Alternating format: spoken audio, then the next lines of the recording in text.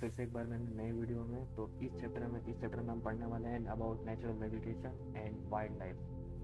तो देखो, ये चैप्टर नंबर है 6, जो कि क्लास 7 ज्योग्राफी में हम पढ़े हैं या फिर पढ़ने वाले हैं, जो भी स्टूडेंट अभी क्लास 7 के हैं। तो ये चैप्टर जो है थोड़ा सा अलग है ऊपर के 2-3 चैप्टर्स के बारे से, क्योंकि ऊपर के जो 2-3 चैप्टर्स थे वो ऑलमोस्ट अपने प्लानट अर्थ और उसका फिजिकल फॉर्म और उसका जो अपना एटमॉस्फेयर उसके बारे में पढ़े हैं। लेकिन इसमें जो है हम थोड़ा सा अर्थ के ऊपर के सरफेस जो है मतलब उसके बारे में हम ज़्यादा पढ़ेंगे, यानी कि वेजिटेशन, हमारी खेती, हमारे आसपास के जंगल कैसे हैं, हमारे आसपास के पेड़ कैसे हैं, उससे हमें कैसे पता चलेगा कि हम किस एरिया में रह रहे हैं, हम जिस एरिया में रह रहे हैं उसमें कौन सा टाइप की जो वेजिटेशन होती है, हमारे आसपास कौन सा वाइल्ड लाइफ एग्जिस्ट करता है या फिर एग्जिस्ट कर सकता है, या फिर कौन से टाइप के जानवर या फिर बर्ड जो है वो हमारे एरिया में सरवाइव नहीं कर पाएंगे या फिर सरवाइव कर पाएंगे। तो ये सब पढ़ने वाले हैं हम इस चैप्टर में। So without wasting time let's get started. तो सबसे पहले हमको स्टार्टिंग में यहाँ पे इन्होंने एक केस दिया है, मतलब सिंपल सा, कि एक सलीमा नाम की लड़की है, वो मनाली में जाती है हिल स्टेशन पे हिमाचल प्रदेश में, और अपने क्लासमेट्स के साथ जाती है, मे बी एक पिकनिक टूर पे जा रही होती है वो। और वहाँ पे कुछ अलग अलग चीज़ें देखती है, जैसे कि वो वहाँ के अलग अलग लैंड फॉर्म देखती है, मतलब जैसे कि चेंज इन लैंड फॉर्म देखती है, नेचुरल वेजिटेशन उसका अलग है वहाँ का। ठीक है, बस जो है क्लाइंब करना पड़ रहा है हाइयर, जबकि उसके नॉर्मल घर में तो बस को ज़्यादा क्लाइंब नहीं करना पड़ता, बस नॉर्मल एक प्लेन रोड पे चलती है, लेकिन वहाँ पे बस क्लाइंब कर रही है। वहाँ के जंगल्स का एरिया अलग है, टीक जो है वो धीरे धीरे स्लोली डिसअपेयर हो रहे हैं। तो ये सब उसको एक अजीब सा एक अलग सोचने पे आ रही है वो, कि ये ऐसा क्यों हो रहा है, मतलब क्यों मैं इस जगह पे आई तो यहाँ पे ऐसा क्यों चेंज है, मतलब जोग्राफिकल एस्पेक्ट्स में। ठीक है, तो इसी एक सलीमा के इसी केस के ऊपर इन्होंने हमको एक चैप्टर बना के दे दिया है और हम पढ़ने वाले हैं इसके बारे में। और हाँ फ्रेंड्स, मैं एक और बताना चाहता हूँ, जैसे देखो ये जो चैप्टर हम पढ़ेंगे तो इसमें कुछ कुछ जगह पे मैंने ऐसे ग्रीन कलर में हाईलाइट करके रखा है। ठीक है, मतलब जहाँ भी मैंने ऐसा ग्रीन कलर का हाईलाइट किया होगा तो उसको आप चाहे तो नोट कर सकते हो, क्योंकि वो जो है इंपॉर्टेंट पॉइंट्स हैं जो आपको रिमेंबर रखने होंगे, मतलब जो आपको याद रखना होगा। और वो पॉइंट्स अगर आप नोट डाउन करोगे तो इनकेस आप बहुत दिनों के बाद, कुछ महीनों के बाद भी अगर आप नोट्स अपने खोलोगे तो आपको लगभग पूरा वीडियो आपके दिमाग में याद आ जाएगा। ठीक है, सो आपकी मर्ज़ी, आप नोट करो या ना करो, पर मैंने हाईलाइट कर दिया है, क्योंकि अगर आप चाहो तो वापस वीडियो देख भी सकते हो। ठीक है, सो अब हम आगे देखते हैं कि मतलब क्या रिलेशनशिप है between height of land and character of vegetation में। ठीक है, आगे हमको बताया गया है, और ग्रोथ ऑफ, यहाँ पर इनको एक इंपॉर्टेंट चीज़ बताई गई है, वो ये है कि ग्रोथ ऑफ वेजिटेशन जो है वो डिपेंड करता है टेम्परेचर पे, मॉइस्चर पे, और स्लोप पे, और थिकनेस ऑफ सॉइल पे उस पर्टिकुलर एरिया में। ठीक है, मतलब इन केस करो भी आप राजस्थान में रहोगे तो राजस्थान का टेम्परेचर कैसा होगा, मॉइस्चर वहाँ पे कितना होगा, थिकनेस ऑफ सॉइल कैसी है वहाँ पे, स्लोप कैसा है वहाँ पे, तो ये सब डिपेंड होगा। उसके वजह से वहाँ पे अलग टाइप ऑफ वेजिटेशन आपको देखने को मिलेगी। सिमिलरली वो सब जो पैरामीटर्स हैं ये आपके नागालैंड में या फिर ईस्ट साइड में, नॉर्थ साइड में और साउथ साइड में अलग अलग होंगे, तो आपको अलग अलग टाइप ऑफ वेजिटेशन देखने को मिलेंगे। ठीक है, तो हम जैसे ही आगे जाते हैं हमको यहाँ पे बताया जाता है कि मतलब वेजिटेशन कितने टाइप्स की होती है। तो नॉर्मली सबसे एकदम इंडिविजुअली अगर आप बात करोगे तो नेचुरल वेजिटेशन जो है वो 3 टाइप्स में डिवाइड होता है। पहला है अपना फॉरेस्ट। ठीक है, सेकंड है हमारा ग्रासलैंड, एंड देन फाइनली हमारा आता है श्रब्स में। तो फॉरेस्ट में हम अभी पढ़ने वाले हैं, क्योंकि फॉरेस्ट थोड़ा वास्ट, मतलब ये अंदर ही अंदर इसका और भी डिविजन, मतलब डिविजन्स हैं, मतलब जो आपने पढ़े होंगे या सुने होंगे। और ग्रासलैंड्स में उतना डिविजन्स नहीं है, शरब में थोड़े बहुत डिविजन्स हैं। ओके, तो फॉरेस्ट एक्चुअली क्या होता है, फॉरेस्ट होता है जहाँ पे टेम्परेचर और रेनफॉल जो है अच्छा खासा होता है, जहाँ की अच्छा खासा ट्री कवर हो सके, मतलब जहाँ काफ़ी घने पेड़ पौधे वहाँ पे उग सके, वहाँ पे उसे हम फॉरेस्ट कहते हैं। ठीक है, क्योंकि वहाँ पे टेम्परेचर परफेक्ट होना चाहिए और रेनफॉल अच्छी खासी होनी चाहिए। ठीक है, क्योंकि अगर रेनफॉल ही नहीं होगी तो फिर इतने बड़े बड़े पेड़ तो उग ही नहीं पाएंगे। ठीक है, तो इसके डिपेंड होकर अलग अलग टाइप ऑफ फॉरेस्ट उगते हैं, तो वो हम पढ़ने वाले क्या है। और देन अपना आता है ग्रास लैंड। तो ग्रास लैंड एक्चुअली क्या होते हैं, ये अपने को ऐसे रीजन में मिलते हैं जहाँ पे मॉडरेट रेनफॉल होती है, मतलब ऐसा रीजन जहाँ पे एकदम मीडियम लेवल पे बारिश होती है, वहाँ पे हमको ग्रास लैंड देखने को मिलते हैं। देन हमारा आता है श्रब्स। श्रब्स में हमारा होता है thorny shrubs, scrubs that grow in dry region, मतलब सूखे एरिया में जहाँ पे बारिश बहुत कम होती है या नहीं बराबर होती है, तो वहाँ पे हमको श्रब्स देखने को मिलता है। और हम सीधे यहाँ से हम स्किप होते हैं अपना यहाँ पे, क्योंकि फिर से सलीमा का एक केस आता है कि क्या चेंज होता है नेचुरल वेजिटेशन में, कैसे चेंज होता है। तो यहाँ पे एनसीईआरटी ने उसको समझाते हुए बताया है कि कैसे चेंज होता है। तो फर्स्ट वो हमको बताते हैं about the divisions of forest. तो फॉरेस्ट के मतलब अलग अलग टाइप्स होते हैं, तो अब हम यहाँ से स्टार्ट करेंगे। और मैं आपको एक नोट देना चाहूँगा कि आप नोट करो या ना करो, पर ये जो टाइप ऑफ फॉरेस्ट है ना, मतलब इनको आपको ज़रूर नोट करना चाहिए, जो मैंने ग्रीन कलर में हाईलाइट किया है, क्योंकि एक ऐसी चीज़ है जो इंसान बहुत जल्दी भूल जाता है, क्योंकि अभी आगे जाके आप सब कुछ कन्फ्यूज़ हो जाओगे कि यार ये फॉरेस्ट में मैंने ये पढ़ा था या फिर ये फॉरेस्ट में मैंने वो पढ़ा था। तो इट्स फॉर योर बेटरनेस कि आप नोट करो, ठीक है, बाकी तो आपकी मर्ज़ी है, मैं तो पढ़ा ही दूँगा। सो हमारा जो फर्स्ट काइंड ऑफ जो फॉरेस्ट है वो है ट्रॉपिकल एवरग्रीन फॉरेस्ट, ठीक है। तो मैं बहुत ही इंपॉर्टेंट पॉइंट्स यानी कि जो हमको पढ़ने लायक पॉइंट्स है वही आपको बताऊंगा। इधर उधर की बात करने बैठूंगा तो आप कंफ्यूज हो जाओगे आगे जाते जाते, इसलिए मैं आपको एकदम स्ट्रेट टू द पॉइंट की बात सारी बताता हूँ। देखो, ट्रॉपिकल एवरग्रीन फॉरेस्ट जो है ना, वो है हमारे, उसको हम ट्रॉपिकल रेन फॉरेस्ट भी कहते हैं, ठीक है। मतलब अगर आपसे पूछ दिया जाए कि tell me something about tropical rain forest, तो कंफ्यूज नहीं होना है कि कौन सा है, ये तो हमने पढ़ा ही नहीं है। ये एक्चुअली ट्रॉपिकल एवरग्रीन फॉरेस्ट होता है, ओके। और इसका लोकेशन मैं बताता हूँ क्या। देखो, ये जो है बहुत ही ज़्यादा घने फॉरेस्ट होते हैं, ठीक है।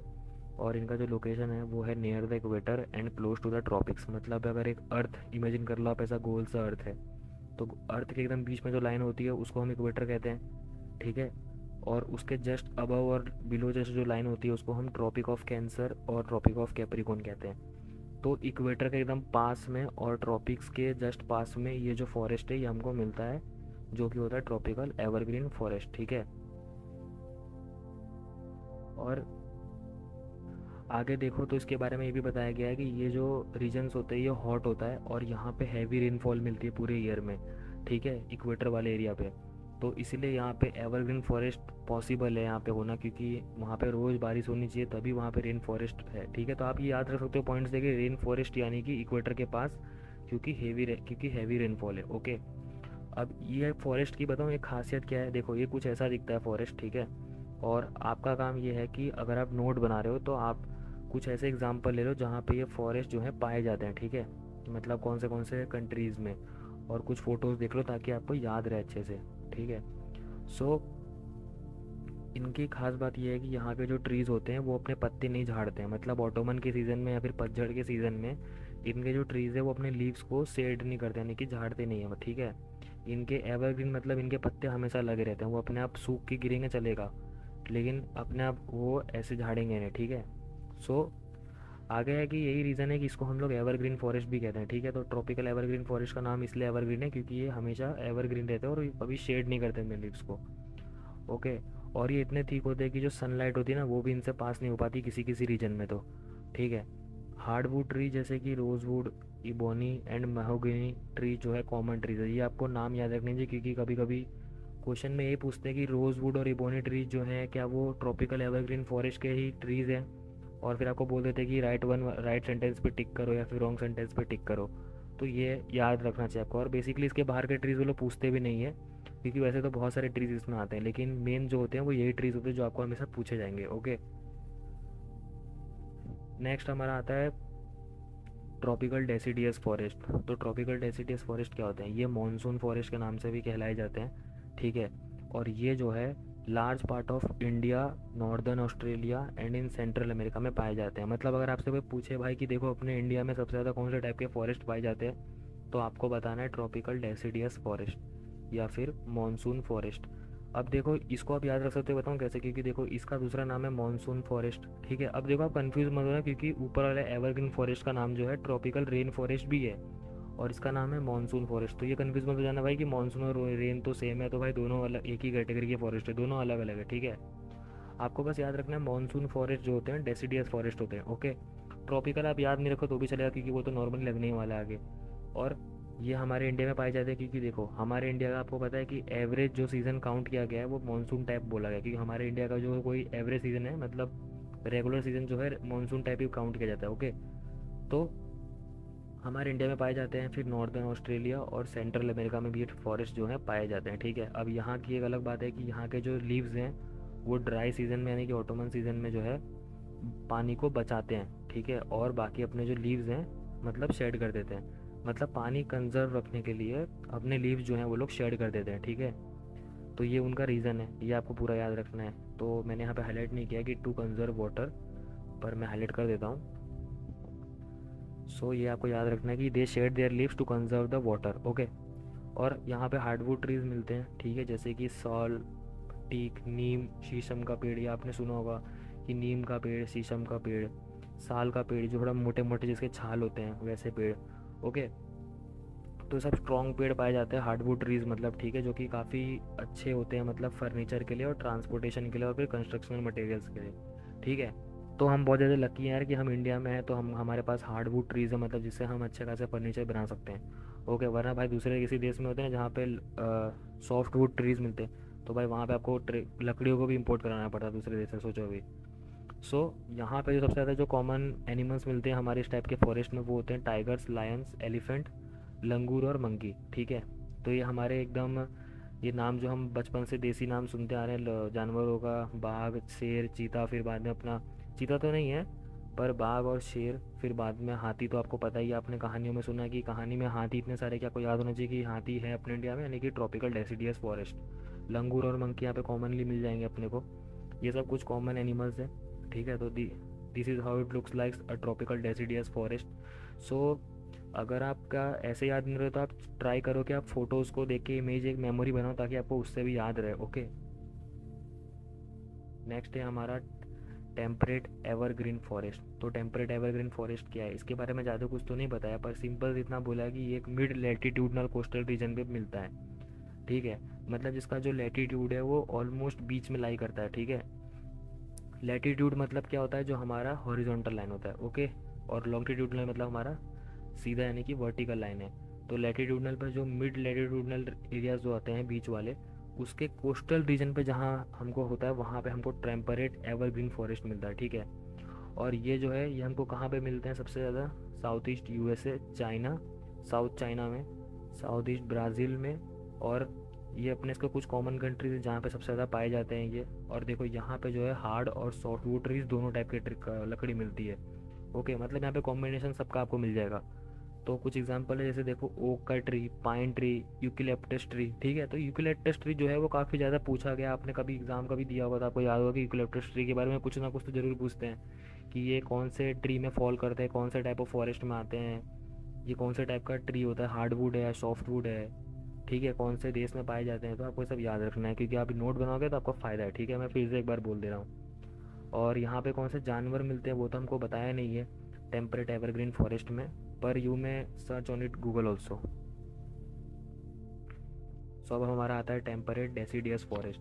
तो टेम्परेट डेसिडियस फॉरेस्ट क्या होता है, देखो अब हम अगर हम हायर लेटीट्यूड्स पर जाएंगे ना, जैसे देखो अभी तो मैंने बोला कि मिड लेटीट्यूड्स, ठीक है, लेकिन जब हम ऊपर की तरफ जाएंगे लेटीट्यूड्स में, ठीक है, जो कि ऊपर मिलते हैं, तो हायर लेटीट्यूड जो होते हैं वहाँ पे हमको टेम्परेट डेसिडियस फॉरेस्ट मिलेगा, ठीक है। और ये जो है हमें कहाँ मिलेगा, north eastern part of USA, China, New Zealand, child, and also found in coastal regions of western Europe. तो देखो यूएस और चाइना तो है, ये तो भाई बहुत बड़े हैं मतलब साइज़ में कंट्रीज।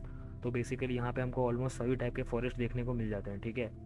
तो ये आपको याद रखना है कि कौन से पार्ट ऑफ यूएसए में मिलता है। जैसे देखो ये जो है हमको north eastern part of USA में मिलता है, ओके। चाइना में लगभग हमको सब जगह देखने को मिलता है, न्यूजीलैंड है और चाइल्ड है। और यूरोप के भी कुछ ऐसे एरिया में हमको देखने को मिलता है, यानी कि वेस्टर्न एरिया में, यानी कि आप मान सकते हो कि यूके और इंग्लैंड में देखने को मिलता है, ठीक है। अब इसमें कोई नया चीज़ नहीं है, देखो ये जो ट्री, ये जो है नॉर्मल फॉरेस्ट है, तो यहाँ पे जो है हमारे लीव जो होते हैं वो शेड होते हैं, ठीक है। मतलब ऑटोमन सीज़न या फिर यानी कि पतझड़ के सीज़न मौसम में ये जो पेड़ है यहाँ के अपने पत्तों को जो है झाड़ देते हैं, यानी कि निकाल देते हैं, ताकि नए पत्ते आ पाए स्प्रिंग के मौसम में, ओके। तो यहाँ पे भी जो कॉमन ट्रीज है वो है कैसे, ओक, ऐश और बीच। तो आपको याद रखना है कि देखो ओक जो है वो ट्रॉपिकल टेम्परेट डेसिडियस फॉरेस्ट में भी मिलता है और टेम्परेट एवरग्रीन फॉरेस्ट में भी मिलता है, ओके फ्रेंड्स।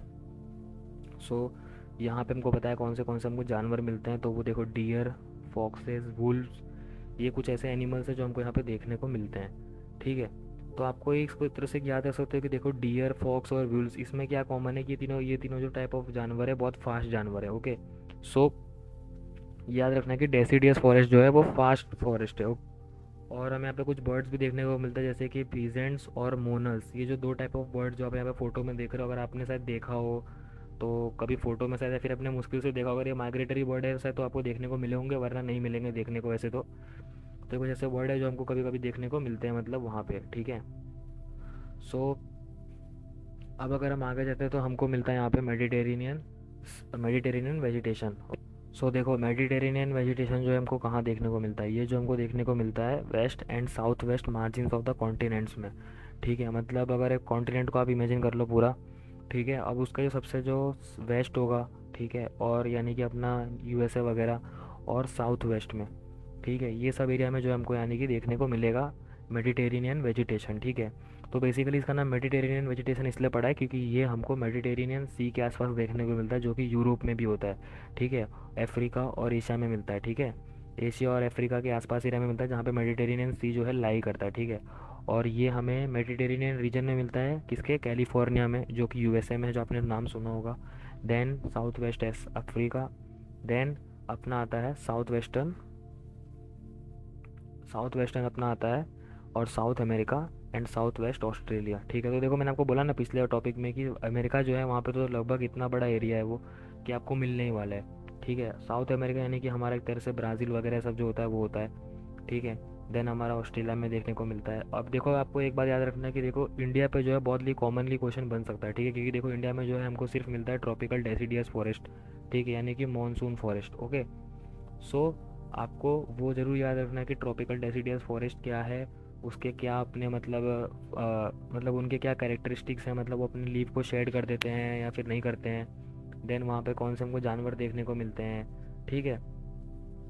अब देखो मेडिटेरेनियन सी के बारे में क्या है कि ये हमको मिलता है हॉट ड्राई समर्स में और माइल्ड रेनी विंटर्स में, ऐसे रीजन में जहाँ पे हमको बहुत ज़्यादा मतलब हमको सूखी गर्मी देखने को मिलती है, बहुत ज़्यादा हाई टेम्परेचर की गर्मी देखने को मिलती है, और बहुत ही विंटर्स में मतलब जो है हल्की हल्की बरसात हो ऐसी, ठीक है। और यहाँ पे जो है अब यहाँ पे एक इंपॉर्टेंट क्वेश्चन वाला पॉइंट बनता है, वो होता है हमको यहाँ पे कौन से टाइप के वेजिटेशन मिलती है, वो है हमारा साइट्रस फ्रूट्स, है ना, जैसे कि अपने जो खट्टे मीठे जो अपने फ्रूट्स होते हैं वो फ्रूट हमको यहाँ पे देखने को मिलेंगे, जैसे कि देखो अपना ऑरेंज हो गया, फिग्स हो गया, ऑलिव्स हो गया, ग्रेप हो गया, ठीक है। और ये जो है हमको कॉमनली कल्टीवेटेड देखने को कल्टीवेटेड यहाँ पे हमको मिलता है, क्योंकि पीपल जो है यहाँ पे बोला गया है कि नेचुरल वेजिटेशन से निकाल दिया गया है ताकि वो कल्टीवेट कर पाए जो वो अपना चाहते हैं, ठीक है। अब देखो यहाँ पे अगर आप देखो तो कोई यहाँ पे हमको ज़्यादा वाइल्ड लाइफ देखने को नहीं मिलता है, ठीक है, क्योंकि मेडिटेरेनियन इलाके में आपको इतना वाइल्ड लाइफ देखने को नहीं मिलेगा, ओके।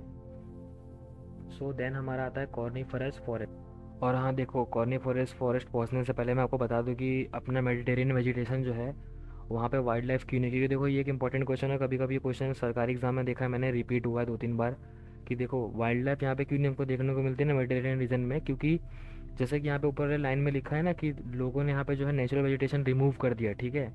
लोगों ने जो है देखो यहाँ पे लिखा है क्लियरली कि people have remove the natural vegetation, ठीक है, ताकि वो लोग कल्टीवेट कर सके, ताकि वो लोग वहाँ पे फार्मिंग एग्रीकल्चर ज़्यादा कर सके, ठीक है। अब देखो नेचुरल वेजिटेशन यानी कि देखो अब जो नॉर्मली वहाँ पे पेड़ पौधे है ही नहीं, घने जंगल है नहीं, तो भाई एनिमल रहेंगे कहाँ पे, ठीक है। तो धीरे धीरे वहाँ के एनिमल जो है वो एक्सटिंक्ट हो चुके हैं, मतलब हट जा चुके हैं, ठीक है। तो बस वही है वहाँ पे कि इससे ज़्यादा हमको वहाँ पे वाइल्ड लाइफ देखने को नहीं मिलता है, ठीक है। So moving on coniferous forest, ठीक है। तो कॉनिफरस फॉरेस्ट हमको कहाँ देखने को मिलेंगे, देखो ये सबसे सिंपल है, क्योंकि देखो आपको याद रखना है कि ये जो है अपने पहाड़ वाले पौधे हैं, जो आपने पिक्चरों में या फिर कभी मूवीज़ में देखा होगा, और या कोई भी किसी भी आपने टीवीज़ में देखा होगा, अपने शोज़ में देखा होगा। कुछ कुछ अब यहाँ यहाँ जो रहते हैं उनको तो अच्छे से पता होगा ये बात, और जो लोग कभी कभी हिल स्टेशन गए होंगे उन्होंने इस चीज़ को एक्सपीरियंस जरूर किया होगा। तो देखो ये जो है हमको हायर एल्टीट्यूड्स में मिलते हैं नॉर्दर्न हेमिस्फीयर के, ठीक है, मतलब जो अपना स्पीयर है अर्थ का जो स्पीयर है उसका नॉर्दर्न है कि अपर साइड जो है उसमें अपने को एरिया में मिलते हैं हायर लैटिट्यूड्स में, ठीक है। तो ये वहाँ पे हमको देखने को मिलता है क्योंकि वो पहाड़ी एरिया है, ठीक है। अब यहाँ पे देखो इसका एक बहुत इंपॉर्टेंट पॉइंट है कि इस टाइप के फॉरेस्ट को हम टाइगा भी कहते हैं, फिर तागा जो भी मतलब है उसको हम कहते हैं। और यहाँ पे होता है कि टाइगा एक्चुअली होता क्या है, ये एक प्योर, इसका मतलब होता है प्योर और untouched in the Russian language, मतलब कि जैसे कोई चीज़ प्योर है, करप्ट नहीं है वो चीज़, तो उसको हम कहते हैं टाइगा, ठीक है।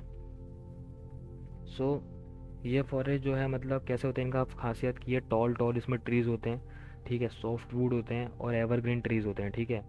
मतलब देखो यहाँ पे उतना धूप इतना ड्राई सीजन तो है नहीं, तो बेसिकली यहाँ पे फॉरेस्ट जो है सूखेंगे नहीं, तो एवरग्रीन फॉरेस्ट ही मिलने वाला है आपको, ठीक है। और पेड़ जो है वहाँ पे सॉफ्ट वुड अपने को देखने को मिलेंगे, ठीक है, और टॉल ट्रीज़ हैं, ठीक है। अब सॉफ्ट वुड पेड़ है यानी कि हमको फर्नीचर और नॉर्मल हमारा कंस्ट्रक्शन का तो हम इसको यूज़ कर नहीं सकते हैं, तो इसलिए इनका यूज़ जो होता है वो यूज़ होता है मेकिंग पल्प, पल्प यानी कि पेपर बनाने में इसका बहुत यूज़ होता है यहाँ के पेड़ों का। और माचिस की तिल्लियाँ जो अपनी होती है, मैच बॉक्स और पैकिंग बॉक्स जो अपने कार्डबोर्ड के वगैरह होता है, जो छोटे मोटे जो लकड़ी के देखे होंगे ना अपने डब्बे बनाए, तो उसमें आम वाम रख के लाते हैं, कभी कभी कुछ भी सामान लाते हैं, तो उसके लिए हम इसको यूज़ करते हैं, ठीक है। और यहाँ के जो पेड़ होते हैं उनका हम नाम क्या क्या नाम है, जैसे देखो चीर है, पाइन है, सेडार है, ये सब टाइप ऑफ जो ये जो ट्रीज़ हमको देखने को मिलते हैं इस फॉरेस्ट में, ठीक है। अब यहाँ पे हमको जो वाइल्ड लाइफ देखने को मिलती है वो कौन सी होती है, silver fox, mink, polar bear, ठीक है, ये सब हमको देखने को मिलता है यहाँ पे। ओके, तो बेसिकली पोलर बियर तो हमको देखने को मिलेगा क्योंकि यहाँ पे ठंडी जगह है। सिल्वर फॉक्स भी देखने को आपको मिलेगा और पिंक भी देखने को मिलेगा। सो यहाँ पे जो हमारा फॉरेस्ट जो होता है ना वो ख़त्म होता है, ठीक है। और अब हमारा यहाँ पे आता है दूसरे टाइप का वेजिटेशन जो कि है हमारा ग्रास लैंड्स, ठीक है। तो ग्रास लैंड में ज़्यादा कुछ है नहीं कन्फ्यूजिंग। तो बेसिकली ग्रास लैंड में दो टाइप होते हैं। पहले तो अपना है ट्रॉपिकल ग्रास लैंड्स, ठीक है। तो ये कैसे होते हैं, ये इक्वेटर के ऊपर या नीचे कोई भी साइड पे होते हैं, प्रेजेंट होते हैं, ठीक है। और ट्रॉपिक्स तक जाते हैं, यानी कि इक्वेटर के लाइन पे तो रहेंगे ही ये, ठीक है।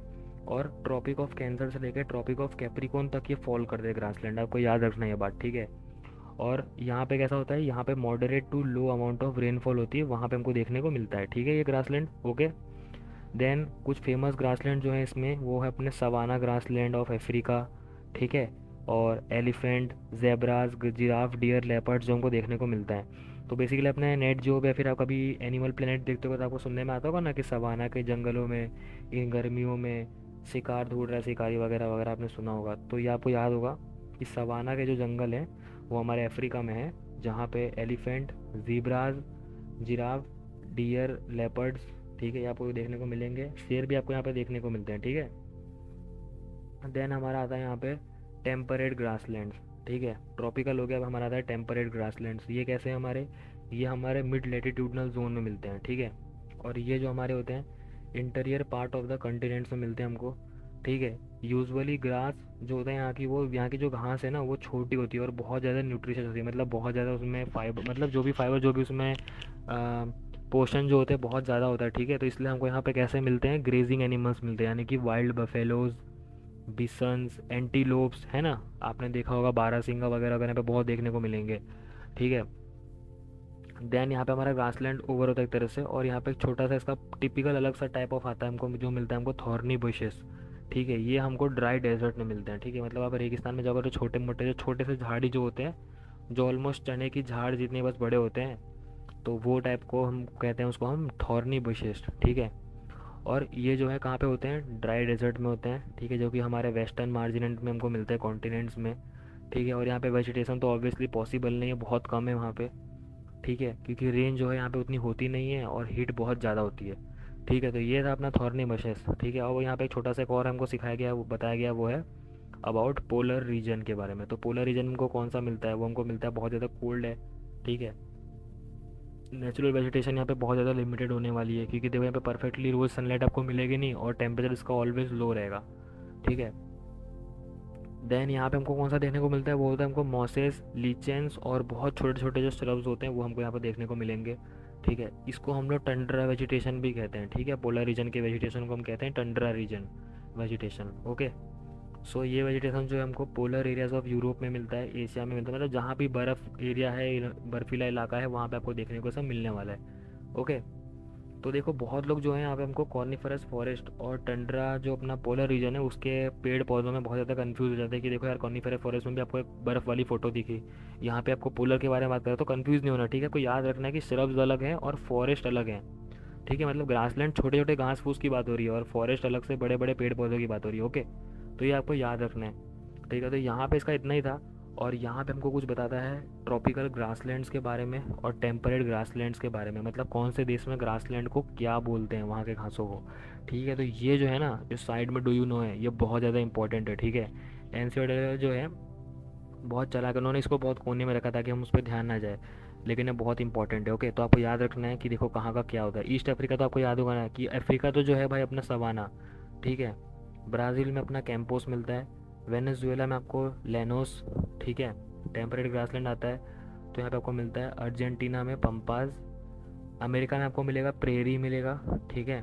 और साउथ अफ्रीका यानी कि यहाँ पे आपको मिलेगा वेल्ड, ठीक है। सेंट्रल एशिया में स्टीपे, ऑस्ट्रेलिया में डाउन, तो ये आपको याद रखना है। तो देखो यार कुछ दिन तो मैं आपको ऐसे ही बोल सकता हूँ, अभी मैं आपको थोड़ी देर में बताता हूँ कि इसको आप कैसे मतलब लर्न कर सकते हैं कि इसको आप बार बार भूलें ना। तो देखो ट्रॉपिकल ग्रासलैंड को तो आप कुछ इस तरह से याद कर सकते हो, अगर आप चाहो तो नोट कर सकते हो, क्योंकि मैं सिर्फ बोलने वाला हूँ, ठीक है। यहाँ पे मैं लिख नहीं पाऊंगा क्योंकि सब कुछ यहाँ पे लिखा ही हुआ है। तो देखो ट्रॉपिकल ग्रासलैंड को याद करने का तरीका मैं आपको बताता हूँ, ट्रिक है, सिंपली है, ठीक है।